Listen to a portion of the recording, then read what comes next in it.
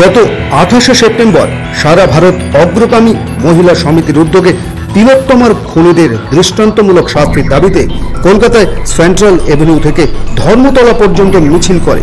ধর্মতলায় মেট্রো চ্যানেলে একটি প্রতিবাদী পথনাটিকা হয়।